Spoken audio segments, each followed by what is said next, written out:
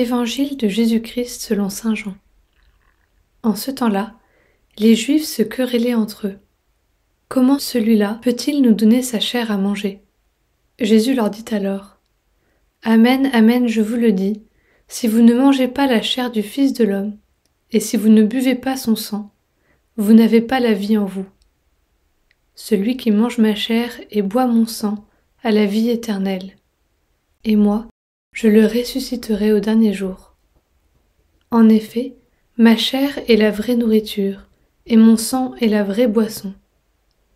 Celui qui mange ma chair et boit mon sang demeure en moi, et moi je demeure en lui.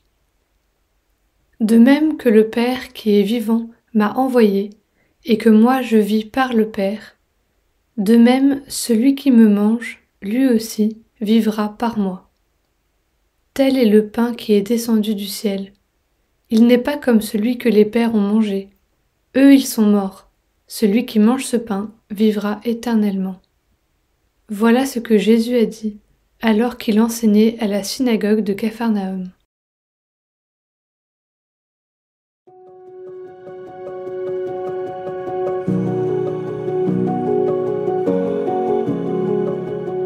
Nous entendons aujourd'hui les dernières phrases du discours du pain de vie. Hier, Jésus avait affirmé qu'il était lui-même, par sa parole et dans sa chair, la vraie nourriture. Dans le passage d'aujourd'hui, il va plus loin. Jésus n'est pas seulement la nourriture qui se donne à nous, il est la seule nourriture qui peut nous rassasier et nous donner la vie. Accueillir Jésus, c'est laisser grandir la vie. S'éloigner de lui, c'est aller vers la mort. Avant d'être une question au sujet de tous ceux qui ne connaissent pas Jésus, cette conclusion est un avertissement pour nous qui l'entendons dans sa parole. Accueillons-nous réellement la nourriture qu'il nous donne et qu'il est lui-même? Entendons-nous cette invitation à demeurer en lui?